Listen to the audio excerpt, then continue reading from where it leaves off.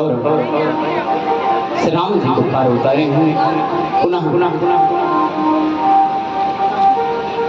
सिंगवेरीपुर की तरफ वापस आए हैं।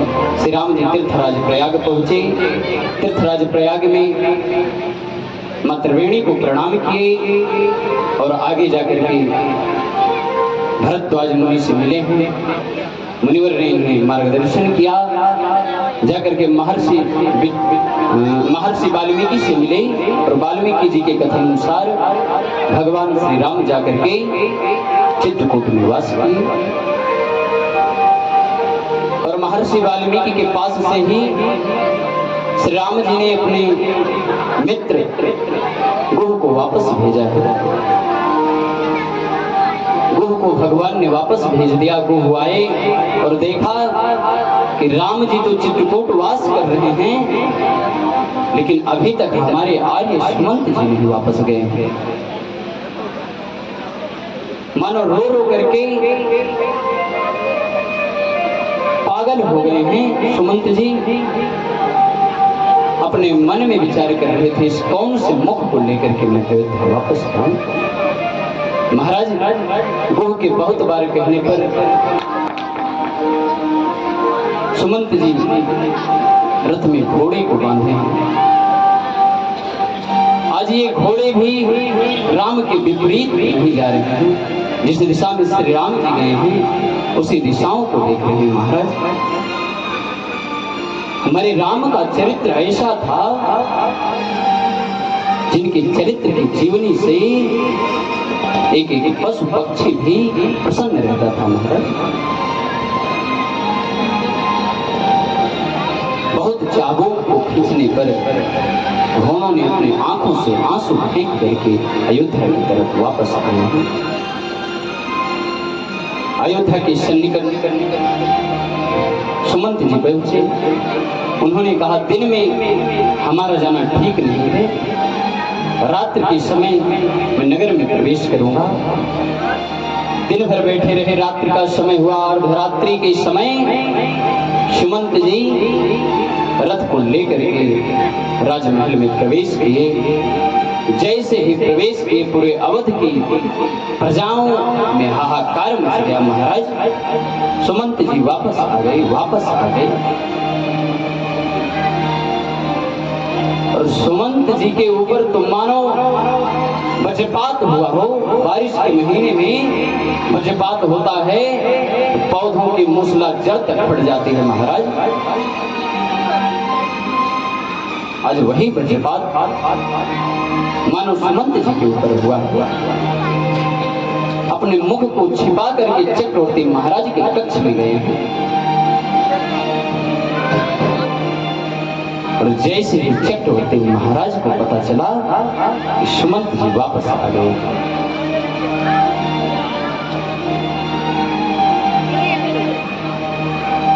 चक्रवर्ती जी महाराज तुरंत उठकर खड़े हो गए। मूर्छावस्था टूट गई। चक्रवर्ती महाराज जी ने कहा, सुमंत तुम राम और लक्ष्मण जानकी को लेकर के आ गए। सुमंत जी ने कहा, राम वापस नहीं आए महाराज। चक्रवर्ती जी ने कहा, लक्ष्मण। सुमंत ने कहा, महाराज लक्ष्मण भी नहीं आए। चक्रवर्ती जी ने कहा, जानकी।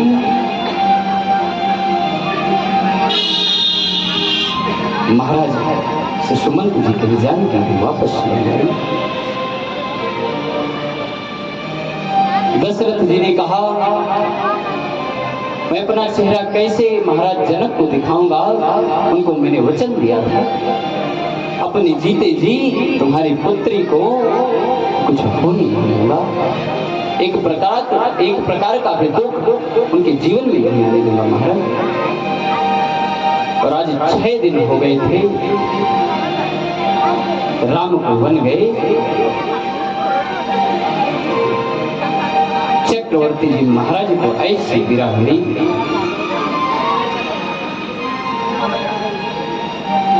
मानो चंद्रमा से उसकी कोई शीतलता छीन गई, सूर्य से उसका कोई प्रकाश छीन गई।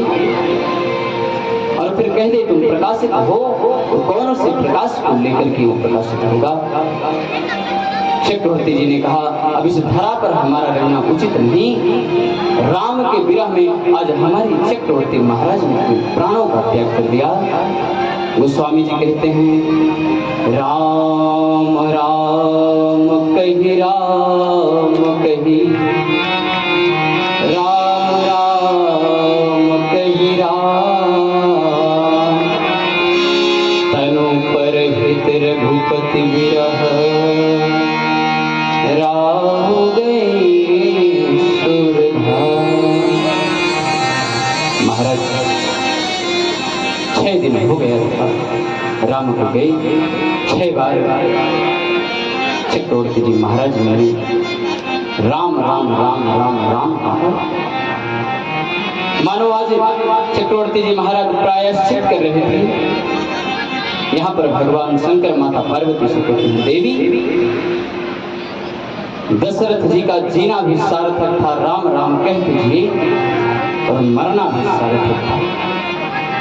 अंत समय में राम के नाम का स्मरण करके मरे।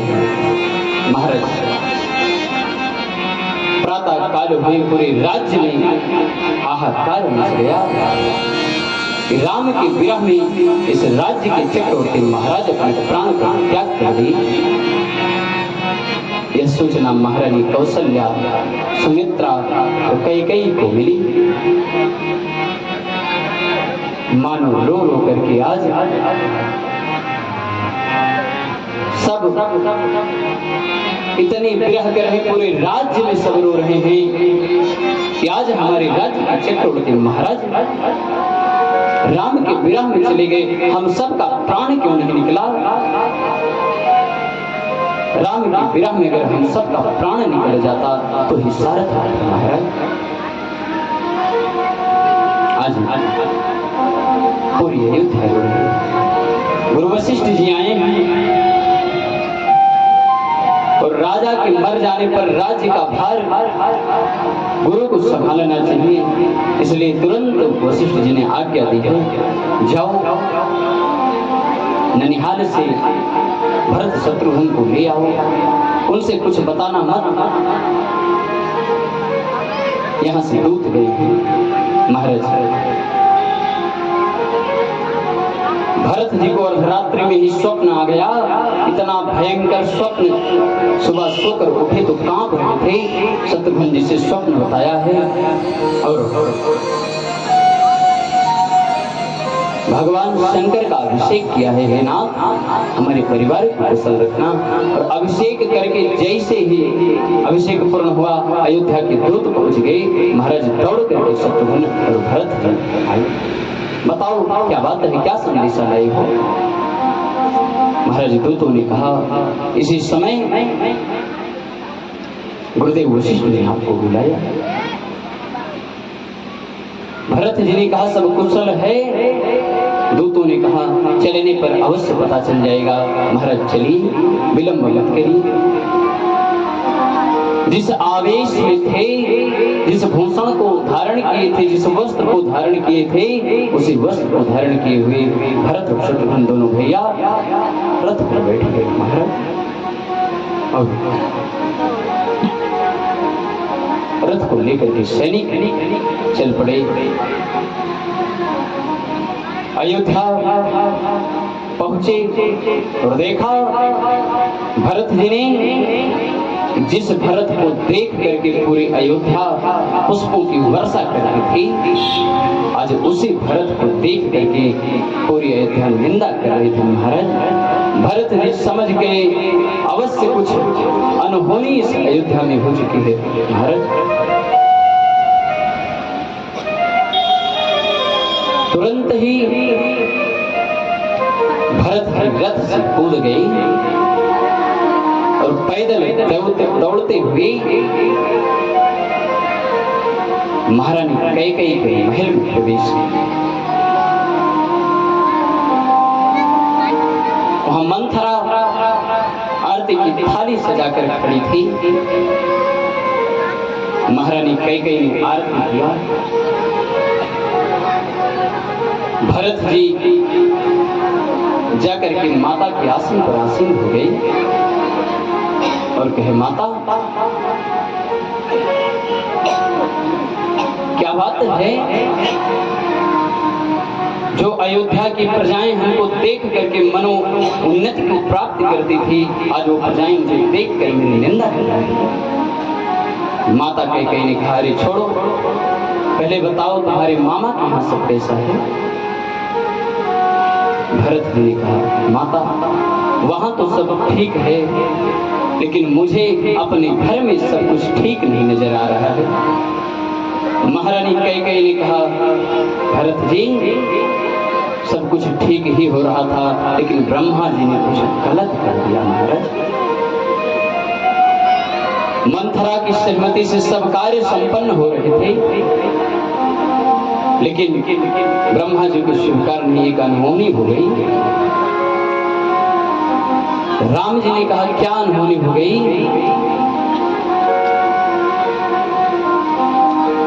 महाराज, माता कैकेयी ने भरत जी से कहा कि भरत, मैंने तुम्हारे लिए 14 वर्ष का राज्य सिंहासन मांगा और राम के लिए 14 वर्ष का वनवास। तुम्हारे लिए जब मैंने राज्य सिंहासन मांगा तब तो तुम्हारे पिता को कुछ नहीं हुआ, लेकिन जब राम के लिए 14 वर्ष का वनवास मांगा, तुम्हारे पिता उस विरह को सह नहीं पाए और उनका प्राणायाम हो गया। महाराज भरत अपने सिर के मुकुट को उठा करके कैकेयी के महल में पटक दिए।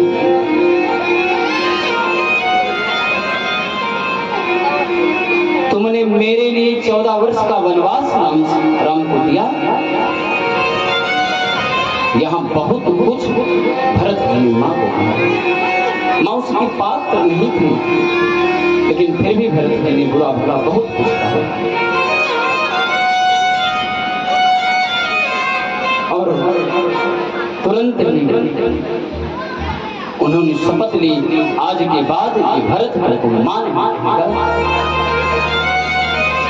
दौड़ करके माता कौशल्या के कक्ष में पहुंची।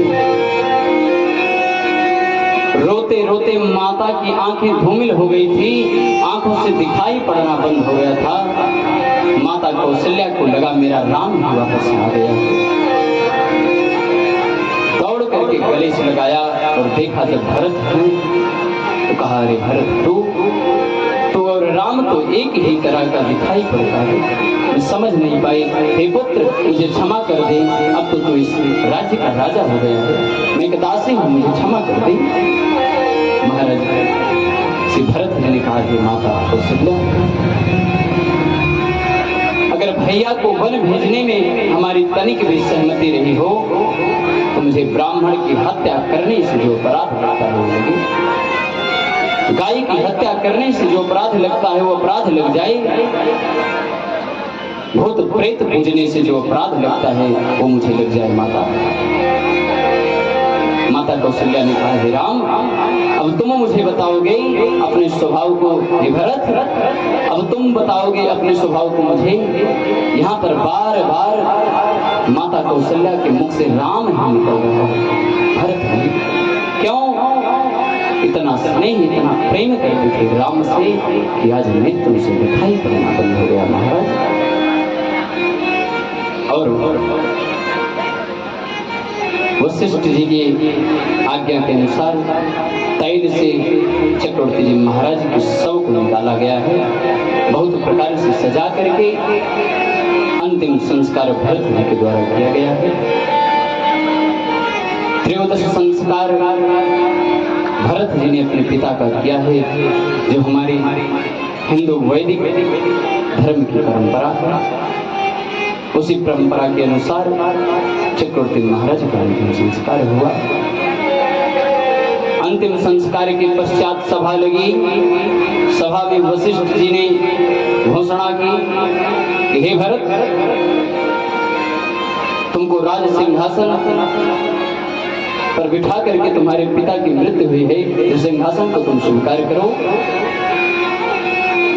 भरत जी ने धिक्कार कहा अपने गुरुवर को, बहुत बड़ा अपराध कर रहा हूं, लेकिन गुरुवर क्या ये उचित होगा? मैं इस राज्य में राज्य करूं और मेरा प्रिय स्नेही बड़े भ्राता वन में तड़प तड़प कर एक एक पल बिताएं और मैं राज सिंहासन पर बैठूं। महाराज श्री भरत जी ने वहां आज्ञा नहीं मानी है, आदेश दिया है। प्रातःकाल हम अपने भैया से मिलने जाएंगे और जिसको चलना हो चलो। प्रातः का समय आया, सभी लोग भरत जी के साथ निकले हैं। गुरु वशिष्ठ उच्च रथ पर विराजमान होकर के, माताएं पालकी पर, अवधवासी सब पग पैदल की यात्रा और भरत जी भी सुंदर रथ को सजाए हैं और गुरुदेव की आज्ञा अनुसार राज्याभिषेक की सामग्री को उस रथ पर सुशोभित करके आगे बढ़ी। एक रथ पर स्वयं आसीन हो गए। तमसा जी के तट पर पहुंचे, यहाँ विश्राम की। प्रातःकाल हुए चले, सिंहवेरपुर पहुंचे। निषाद राज गुह ने स्वागत किया और यहाँ निषाद राज गुह ने बताया, भरत जी यहाँ से आपके भैया ने रथ का त्याग कर दिया था, पैदल गए थे। महाराज जब राम जी बन जा रहे थे तो कैसे चल रहे थे? पहले राम जी चल रहे थे और राम जी के पद चिन्ह को संभाल करके बचा करके माता जानकी चल रही थी। और राम और जानकी दोनों लोगों के पद चिन्ह को संभाल कर श्री लक्ष्मण जी थोड़ा बगल से चल रहे थे। और आज जब भरत जी आए हैं तो रो करके निषाद राज गुह को भेटा है। तुम हमारे भ्राता की सखा हो, अवश्य हमारे भ्राता ने तुमसे कुछ कहा होगा। गुह जी ने कहा, हर समय आपकी नाम का वो चिंतन करते रहते हैं। दुनिया उनको जपती है, वो आपको जपती है। महाराज गुह जी ले जाकर के दिखाई कि यही वो आसन है जहां रात्रि में भगवान श्री राम विश्राम की माता जानकी के साथ। महाराज भरत जी देख देख के रो रहे हैं। अयोध्या के चक्रवर्ती महाराज के पुत्र एक कुशा के आसन पर लेटे थे। उन्होंने भी वहीं से रथ का त्याग किया और माता गंगा को पार किया। वहां से पैदल भरद्वाज ऋषि के पास गए और उनके आज्ञानुसार महर्षि वाल्मीकि के पास गए। वहां से भरत जी पूरे समाज के सहित भरत जी के साथ निषाद राजगुरु भी हैं और इनको पता है कि राम जी के निवास कहाँ है। लेकर जा रहे हैं चित्रकूट। थोड़े से ही दूर बचा था चित्रकूट। वहां पर राम जी ने पूरी प्रजा समेत सबको रोक दिया। जहां पर राम जी रुके थे वहीं पर आज भरत जी ने प्रजा समेत सबको रोक दिया और कहा केवल मैं जाऊंगा। इधर लक्ष्मण जी देखे कि भरत दलबल के सहित आ रहे हैं, जाकर के राम जी से कहे, वो कलंकी भरत आ रहा है आपको मारने के लिए। अपने हाथों में धनुष बाण को उठा लिए। राम जी ऋषियों के संग सत्संग कर रहे थे। उसी समय आकाशवाणी हुई, लक्ष्मण बिना विचार किए कभी किसी के ऊपर बाण नहीं चलाना चाहिए। लक्ष्मण जी का क्रोध शांत हुआ। महाराज और लक्ष्मण जी उसी समय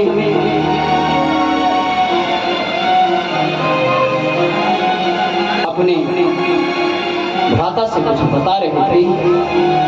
इधर श्री भरत जी कहते हैं राजन अब मैं इससे आगे नहीं जाऊंगा। गुरु जी ने कहा क्यों? एक झाड़ी में छिप करके निषाद राजगुरु ने भगवान श्री राम का दर्शन कराया और पूछा क्यों? कहीं मुझसे ना मिलना पड़े, इस कलंकी भरत का मुख न देखना पड़े, इसलिए हमारे प्रभु इतनी दूर आकर के निवास किए हैं। अब अगर वो जान लेंगे कि वो भरत आ रहा है तो यहाँ से भी वो छोड़ करके जाएंगे। हमारे कारण हमारे भैया को दुख हो, मुझे बर्दाश्त नहीं। गुरु जी ने कहा नाथ जिसका हर क्षण सुमिरन करते हैं उसका नाम सुनते हुए दूर जाएंगे, ऐसा संभव ही नहीं। महाराज दौड़ करके श्री लक्ष्मण जी गए। भरत तो आ रहे हैं और देखा कि भरत आ रहे हैं तो आपस में कुछ चर्चा कर रहे थे। जल्दी जल्दी उस चर्चा को लक्ष्मण जी राम से बताने लगे। बाबा कहते हैं जिस प्रकार बारिश के महीने में बच्चे पतंग उड़ाते हैं, कागज की पतंग को अगर बूंदी पड़ने लगे तो बच्चे बहुत तेज से खींचते हैं कि कहीं जल के कारण गल कर फट न जाए, उसी प्रकार से आज लक्ष्मण जी बहुत तेज से अपनी बात को बता रहे हैं। और पीछे की तरफ से श्री भरत जी आकर के और खड़े खड़े गिर पड़े। गोस्वामी जी कहते हैं पाहि नाथ कही पाहि गोसाई, भूतल पड़े लकुट की नाई। हे नाथ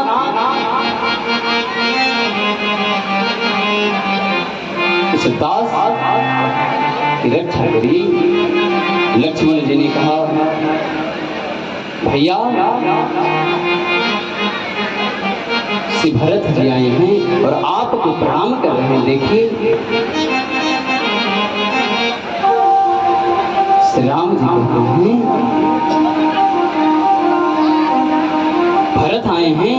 इतना जैसे ही सुना है तुरंत राम जी खड़े हो गए और गोस्वामी जी कहते हैं उठे राम सिर पैठ अधेरा, उठे राम सिर पैठ अधेरा, कहूँ पट कहूँ निसंग धन तेरा, कहूँ पट कहूँ निसंग धन तेरा।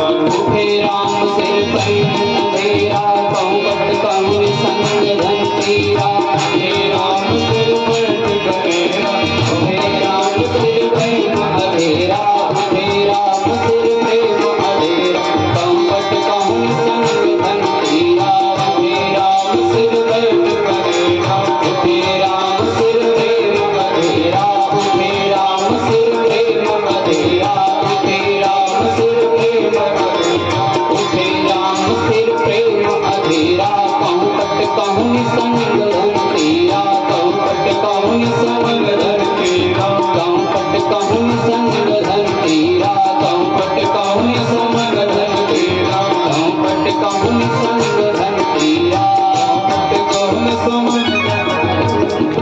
महाराज राम जी उठे हैं, प्रेम से अधीर होकर के दौड़े हैं।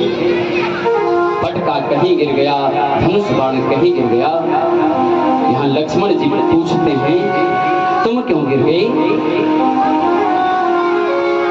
पटके ने कहा आज तो भ्राता आपस में मिलेंगे और उन दोनों के बीच में ये भरत एक दीवार के रूप में बनेगा। भरत और राम के बीच में जो मैं पटका हूँ दीवार बनूंगा। कभी किसी दो भ्राता के प्रेम के मिलन में दीवार नहीं बननी चाहिए महाराज, इसलिए मैं गिर गया। लक्ष्मण जी ने धनुष बाण से पूछा तुम क्यों गिर गए? तुम तो उनके आयुध हो। धनुष और बाण ने कहा हे लक्ष्मण जी आज 4 चीजों को श्री भरत जी त्याग करके आए हैं। काम क्रोध मद लोभ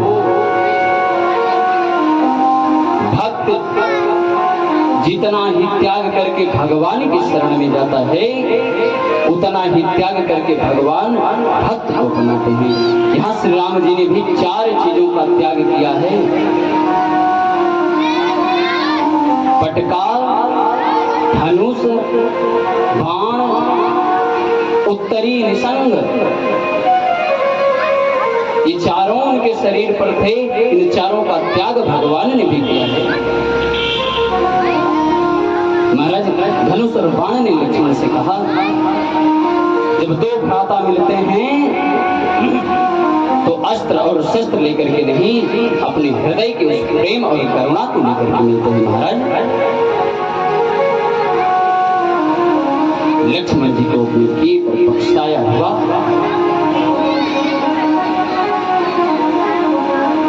और यहाँ पर गोस्वामी जी ने अपनी लेखनी को समाप्त कर दी। महाराज मानस में लिखा है, गोस्वामी जी इस चरित्र को लिखते लिखते अपनी लेखनी को रख दिए कि इस विलाप को मैं लिख नहीं सकता। इस तुच्छ प्राणी में सामर्थ्य नहीं कि राम और भरत के मिलन को मैं लिख सकूं। महाराज बहुत धैर्य धारण करके आगे की कथाओं को गोस्वामी जी ने राम जी आज भरत को उठाने के लिए गए हैं। भरत उठ नहीं रहे हैं। महाराज कभी कोई व्यक्ति जमीन पर गिर जाए और अपने शरीर को ढीला कर ले तो एक व्यक्ति तो उसे उठा नहीं सकता। यहाँ पर संतों का कथन है कि राम जी भरत को क्यों नहीं उठा पा रहे हैं, क्योंकि सिजानी पृथ्वी की पुत्री हैं और भरत जी माता कैकेयी को माँ कहना बंद कर दिए हैं। अब तो माँ जानकी को माँ कहते हैं। तो माँ की माता नानी हुई, अर्थात माता धरती आज गदगद हो गई कि तुम जैसे पौत्र को पा करके आज मैं धन्य हो गई। महाराज महारानी पृथ्वी आज धन्य हो गई, इसलिए पृथ्वी छोड़ ही नहीं रही थी भरत को। भरत जी ने कहा, भ्राता ये मुख आपके देखने योग्य नहीं रह गया, ये कलंकी स्वरूप मैं आपको नहीं दिखाऊंगा। राम जी ने कहा, भरत ठीक है तुम मुख मत दिखाना, लेकिन इस हृदय में जो वेदना है इसे समाप्त करो, हृदय से लेकर जाओ। भरत जी उठ करके दोनों भ्राता आपस में हृदय से लग गए। महाराज इस विचित्र विलाप को देख करके लक्ष्मण जी को सबसे ज्यादा जलन हुई है। क्यों? क्योंकि जिस भरत को मारने के लिए वो धनुष और बाण उठा रहे थे उसके हृदय में इतनी करुणा। लक्ष्मण जी रोने लगे, मैं कितना पापी हूं, ऐसे भरत पर संदेह कर रहा था। महाराज राम जी ने माताओं और गुरुओं को प्रणाम की, उचित आसन पर आसीन की। यहाँ पर 5 प्रकार की बैठकें हुई है और पहली बैठकी में ही माताओं को जब श्री राम ने श्वेत वस्त्र धारण किए देखा और भरत जी ने बताया, आपके विरह में पूज्य पिताजी इस लोक को छोड़कर चले गए। इतना रोए हैं श्री राम जी, मानो पुनः आज के ही दिन दशरथ जी का महाप्रयाण हुआ हो, आज के दिन ही दशरथ जी का मरण हुआ हो। पूरी प्रजा रोई है। 5 बैठकी में निर्णय हुआ।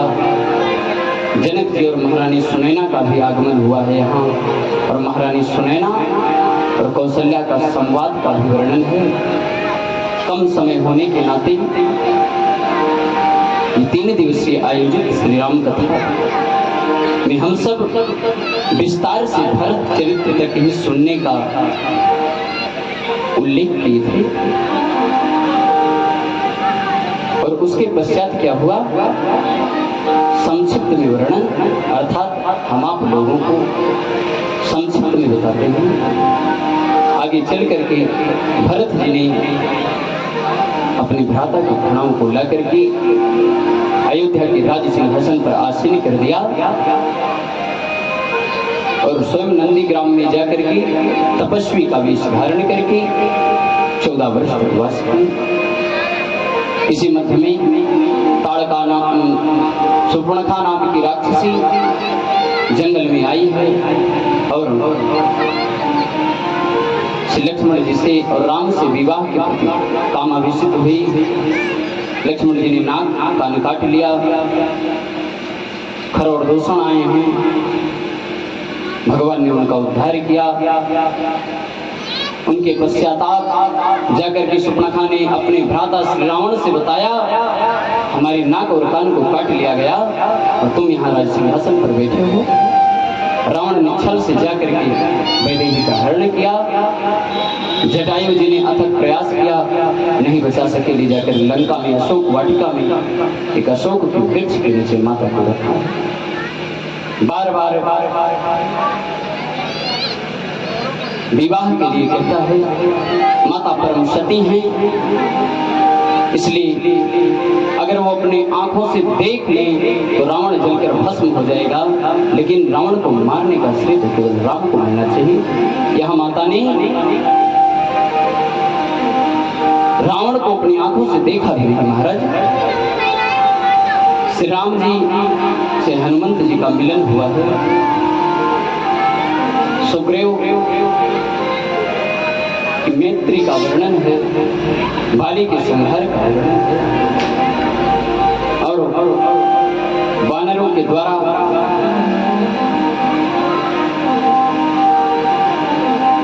समुद्र पर सेतु बांधा गया। इसी मध्य में भगवान ने जटायु का भी उद्धार किया है। जो कर्म अपने पिता जी का श्री राम ने नहीं किया, अग्नि संस्कार, उसको आज जटायु जी का श्री राम जी ने किया है और वानरों के द्वारा समुद्र पर सेतु बांधा गया। राम जी उसी सेतु से चल करके लंका में आए हैं। इसके पहले ही से हनुमान जी महाराज सतयोजन समुद्र लांघ करके सुंदरकांड में वर्णन है, जाकर के माता सीता का पता लगाए हैं, तब सेतु बंधा है। और भगवान सेतु बांधने के पहले ही लक्ष्मण विभीषण जी की शरणागति हुई है। विभीषण जी आकर के श्री राम की शरण में आए हैं। उसके पहले ही हनुमान जी ने लंका को जलाया है। सभी वानरों समेत भगवान लंका में प्रवेश किए। घनघोर युद्ध हुआ। युद्ध में श्री लक्ष्मण जी को सर्प बाण लगा, मूर्छित हुए। हनुमान जी ने संजीवनी लाकर के प्राणों की रक्षा की है। अंतिम दिन के युद्ध में श्री राम जी ने रावण का संहार किया है। रावण के संहार के बाद श्री राम जी एक वृक्ष के नीचे जाकर के बैठ गए और उन्होंने देखा कि एक स्त्री के कारण यह पूरी भूमि रक्तों से रंजित हो गई। महाराज कितने वानर मारे गए, कितने असुर मारे गए। बड़े बड़े धुरंधर राक्षस कुंभकर्ण, मेघनाथ जैसे बड़े बड़े बलवानों का भी वध हुआ है। और ठीक उसी समय रावण की पत्नी महारानी मंदोदरी परम सती है। पंच कन्याओं में उनका भी नाम आता है। महारानी मंदोदरी के मन में यह बात आई कि चलो देखते हैं, जिसने पूरे ब्रह्मांड को हिलाकर रखा था, आज उसका किसने अंत किया। जिसके चरणों में शनिदेव आदि वास करते थे, जिसके राज्यसभा में देवता बंधे थे, आज उनका किसने वध किया है। चलो उनको देख कर आते हैं। महारानी मंदोदरी आई है। राम भगवान के पिछले परछाई जैसे श्री राम जी के ऊपर पड़ी है। भगवान उठ करके खड़े हो गए। कौन हो?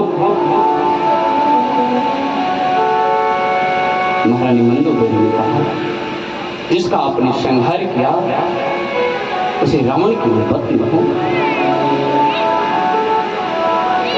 मैं पता लगाने आई थी कि आखिर कौन ऐसा प्राणी है जिसने हमारे पति के प्राण को हर लिया। मुझे पता चल गया, अब आपको बताने की आवश्यकता नहीं है। राम जी ने कहा, क्या पता चल गया? मंदोदरी ने कहा, भगवान, एक पुरुष आप हैं, पराई स्त्री की परछाई को देख करके डर गई, और एक पुरुष हमारे पति देव थे कि जो पराई स्त्री को हरण करने लाई थी, इसलिए आज आपने उनका उद्धार किया। इसका मुख्य कारण यही है।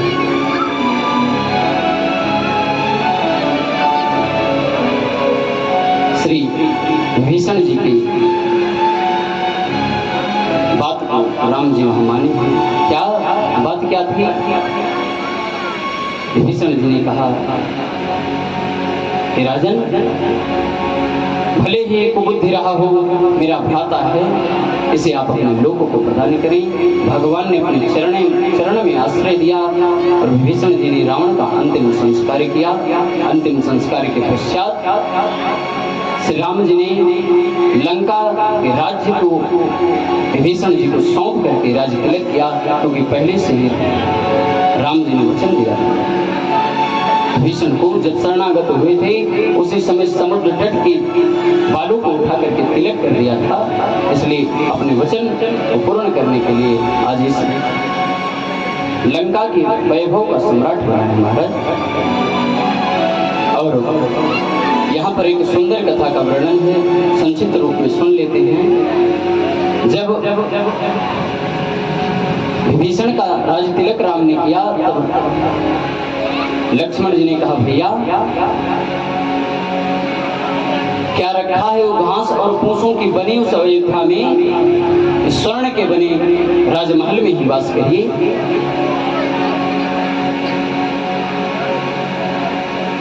राम जी ने कहा, वाल्मीकि रामायण में इसका वर्णन है, मानस में नहीं है।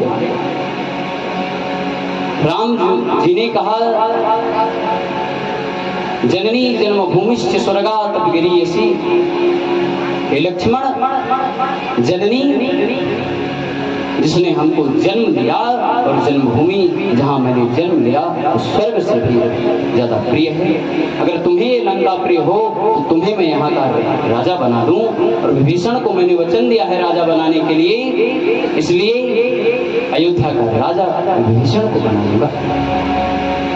महाराज लक्ष्मण जी को यहाँ भी गलानी हुई है। इसके पश्चात भगवान श्री राम अग्नि परीक्षा लेकर के माता जानकी को स्वीकार की, और भगवान इंद्र ने अपने पुष्पक विमान को भेजा है। उसी विमान पर सब आरूढ़ होकर के अयोध्या के लिए प्रस्थान किए, और आकर के गंगा के तट पर माता जानकी ने भगवान शंकर की पूजा की है। हनुमान जी आगे जाकर के संदेश दिए हैं भरत जी को। पूरी अयोध्या दुल्हन की तरह सजी है, और दीपों के प्रकाश को जला करके आज राम का भव्य स्वागत किया है अयोध्यावासियों ने। उसी दिन से उस पर्व को हम सबने दीपावली के रूप में मनाना प्रारंभ कर दिया। और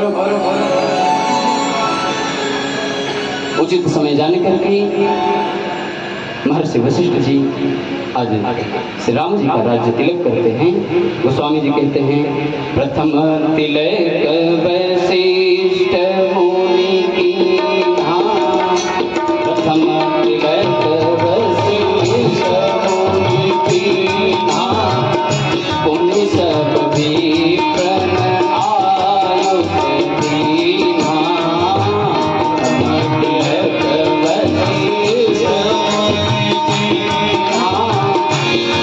सब भी प्रण आयुष दीना।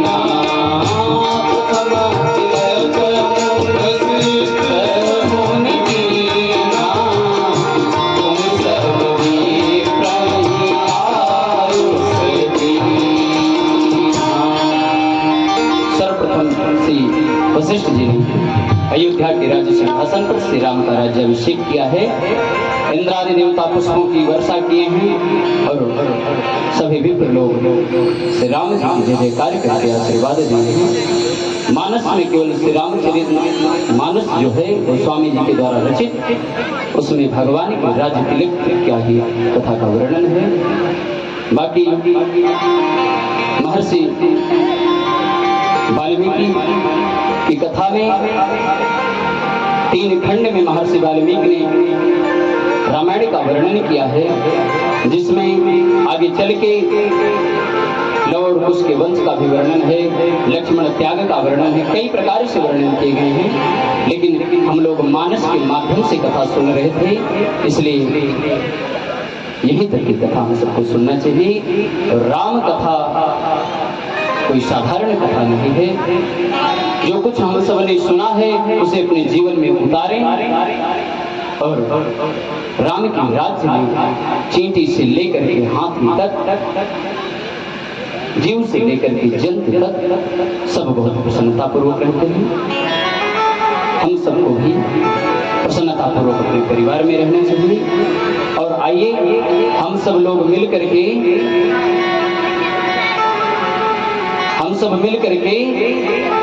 एक श्लोक का पाठ करेंगे। हम बोलेंगे, आप लोग दोहराएंगे। सब लोग भगवान से प्रार्थना करेंगे, क्या हे भगवान हम सबको भी अपने शरण में स्थान दें। सभी लोग हाथ को जोड़ करके बोलेंगे, नाम संकीर्तनम यस्या, नाम संकीर्तनम यस्य सर्व पाप प्रणाशनम, सर्व पाप प्रणाशनम, प्रणामो दुख शमनम, प्रणामो दुख शमनम, नमामि हरि परम, नमामि हरिं परम। नाम संकीर्तनम यस्या, नाम संकीर्तनम यस्य सर्व पाप प्रणाशनम, सर्व पाप प्रणाशनम, प्रणामो दुख शमनम, प्रणामो दुख शमनस्तु, नमामि त्वं हरि परम, नमामि हरिं परम। इस कथा को हम सब ने आज 3 दिवस से सुना। ये कथा 3 दिवस के लिए ही आयोजित किया गया था। कथा के मुख्य यजमान हमारे परम स्नेही श्री राम जी ग्रहरी, जो श्री हनुमान जी महाराज के जन्मोत्सव के उपलक्ष्य में इस कथा को आयोजित किए थे। हम अपने हृदय से इनका धन्यवाद करना चाहेंगे। भगवान इनके कुल परिवार की उत्तर वृद्धि करें। हमारे कथा को श्रवण करने के लिए हमारे परम श्रोता बंधु आए थे। भगवान से इनके प्रति मंगल की कामना व्यक्त करेंगे। इस कथा को ऊर्जा प्रदान करने के लिए श्रीधाम अयोध्या से अशोक भैया एवं उनके परम स्नेही जन आए थे। इनका भी धन्यवाद हम करेंगे। आगे भी इसी प्रकार से ये हमारा सहयोग करते रहे और इस कथा में वेदों के मंत्रों की गर्जना करने के लिए तीर्थराज प्रयाग से बटुक ब्रह्मचारी लोग भी आए थे। इनका भी परम अभिनंदन करेंगे और हम सब इस कथा को विराम देंगे। सब लोग जोर से बोलेंगे, सियावर रामचंद्र भगवान की जय हो, उमापति महादेव की जय हो, पूज्यपाद गोस्वामी तुलसीदास जी महाराज की जय हो, पूज्यपाद श्री सद्गुरुदेव भगवान की जय हो। आइए कुछ भजनों का आनंद लेते हुए हम सब खड़े होते हुए इस कथा को पूर्णाहुति प्रदान करेंगे।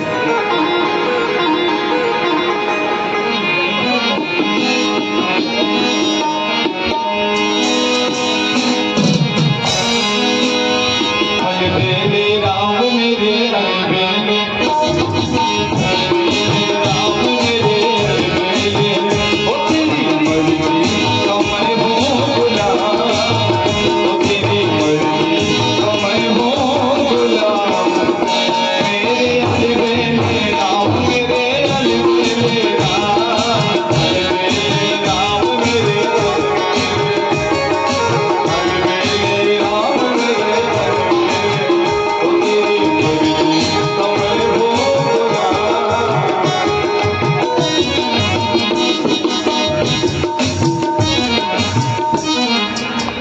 हाथों को उठा के आपको ताली बजाना है। लास्ट भजन चल रहा है, इसके बाद आपको यहाँ बैठना है और आप लोग ऐसे बैठे हैं, न जयकारा बोल रहे हैं न ताली बजा रहे हैं। आज व्रत तो नहीं है ना सबका, सब भोजन किए हो ना। जय हो। दोनों हाथों को उठा के बजाना है। कैसे कहते हैं ना, जो भजन पे ताली नहीं बजाते वो अगले जन्म में जाके घर घर ताली बजाते हैं। हमें घर घर ताली नहीं बजानी, भगवान के भजन में बजानी। कैसे? हरे राम मेरे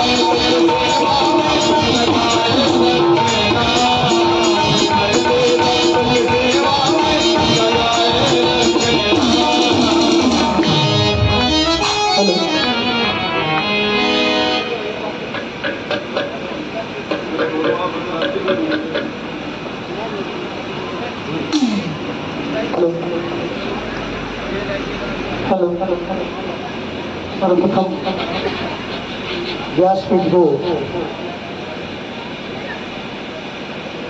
प्रणाम करते हुए एवं इस मंच पर विराजमान बाल आश्रमी राघवी महाराज और साथ ही साथ श्री प्रयागराज की धरती से चल करके आए हुए हमारे वटु ब्रह्मचारी और साथ ही साथ अयोध्या की पावन धरा से पधारे हमारे संगीत वादक और साथ ही साथ ये सरस्वती के मानस पुत्र हैं। इन सभी लोगों का हम प्राचीन हनुमान गढ़ी धाम एवं आयोजक परिवार तथा हनुमान जी का प्रतिनिधित्व करते हुए बार बार स्वागत अभिनंदन एवं वंदन करते हैं। और साथ ही साथ आप सभी श्रोता बंधुओं माताओं बहनों का भी हम बहुत बहुत धन्यवाद करते हैं कि आप सभी लोग इस कथा में पधारे।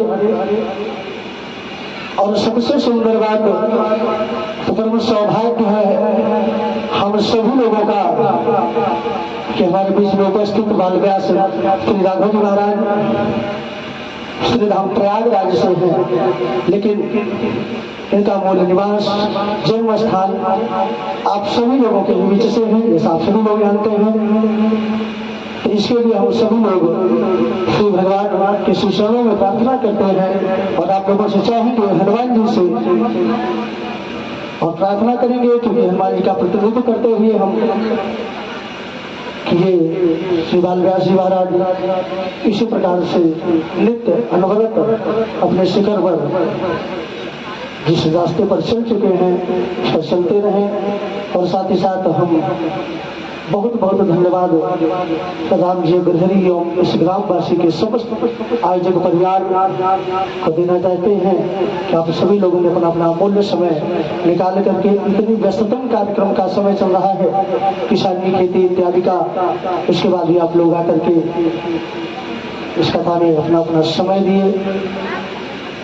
और ये कार्यक्रम अनवरत हर वर्ष पिछले 11 वर्षों से चलता रहा है। जैसा आप सभी लोगों को पता है प्राचीन हनुमान गढ़ी धाम हनुमान जी का जब पुनः प्राकट्य हुआ विग्रह रूप शिला हमारे इस नगर में अयोध्या धाम से चल करके आई, साथ ही साथ माता दुर्गा जी को और देवाधिदेव महादेव के साथ यहाँ पर त्रिदेवों के साथ विराजित हुए। तब से आज 11वां वर्ष है हनुमान जी महाराज का प्राकट्य दिवस यानी जन्मोत्सव हम मनाते रहे हैं। जैसे जैसे हनुमान जी की इच्छा होती है उसी ढंग से हम कार्यक्रम करते रहते हैं। उसी का 11वां वर्ष आज उसी 11वें वर्ष की कड़ी में महोत्सव में ये श्री राम कथा का भी जुड़ाव हुआ। इस बार 3 दिवसीय समय का अभाव बाल व्यास का समय और साथ ही साथ हमारे आपका भी समय का अभाव था, इसलिए 3 दिवसीय कथा हुई।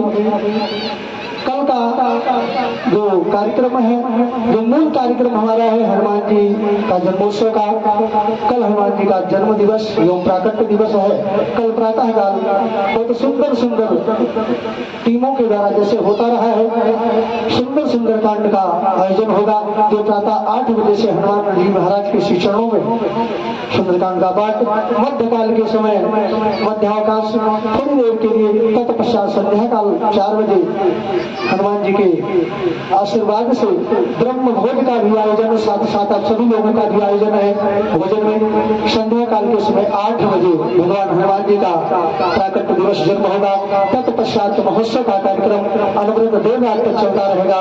और आप सभी लोगों से विशेष विनती है कि कल के कार्यक्रम में आप सभी लोग पहुंचे, लेकिन परसों का जो हमारा कार्यक्रम वो आप सभी लोगों के ऊपर निर्धारित है। विराट भंडारे का आयोजन प्राचीन हनुमान गढ़ी धाम पर है। आप सभी लोग यथासंभव शारीरिक और मानसिक रूप से शामिल होंगे और जहां तक हो सके बहुतायत संख्या में आप लोग यहाँ पर पहुंचेंगे, अपनी व्यवस्था को देखेंगे। जो जिस लायक है व्यवस्था को देखना है, केवल शारीरिक और मानसिक रूप से ये कार्यक्रम किसी एक आदमी का नहीं है। सर्वप्रथम तो आप लोग ये जान जाइए ये कार्यक्रम किसी एक का नहीं है, हनुमान जी महाराज किसी एक के नहीं है। जिनको जिनको हनुमान जी का आशीर्वाद लेना है, प्रसाद लेना है, उनका आशीर्वाद अपने ईश्वर बंद बांधों के लिए लेना है, वो निश्चित रूप से आएंगे। तो आइए हम चलेंगे क्योंकि हमारे संगीत वाले जितने भी बंधु अयोध्या धाम से आए इनका कार्यक्रम निर्धारित है मैहर में, इनकी ट्रेन भी है, लेकिन फिर भी हम चाहेंगे अशोक भैया दुबे जी से जो मूलतः जौनपुर से है लेकिन अयोध्या में वास करते हैं। एक सुंदर सा भजन आंशिक रूप से जो भी हो सके भैया, और उसके बाद तुरंत जो हमारे बटुकनाथ हैं आप लोग आरती की तैयारी करेंगे। एक सुंदर सा भजन, उसके बाद आरती होगी। लेकिन कल आप सभी लोग यही प्रार्थना के साथ कि अपने समय से पहुंचेंगे, इस आयोजन को आप लोग सफल बनाएंगे। चलिए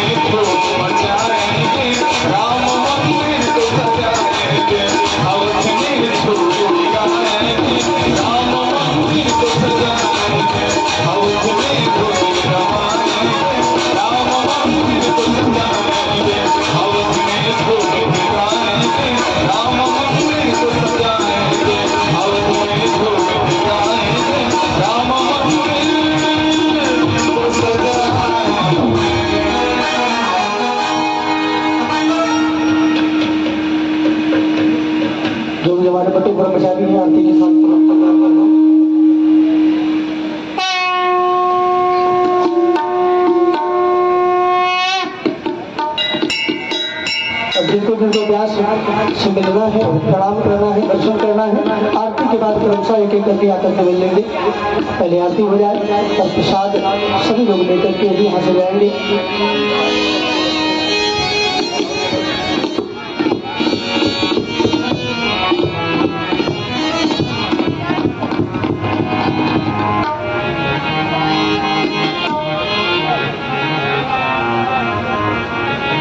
आप लोग अपने स्थान पे खड़े हो जाएंगे और सीताराम जी महाराज की आरती होने जा रही है। वो बहुत देर से बैठे हैं इसलिए खड़े हो जाएंगे। आरती कर लीजिए मन से, दिल से। अब बात नहीं करना है बीच में।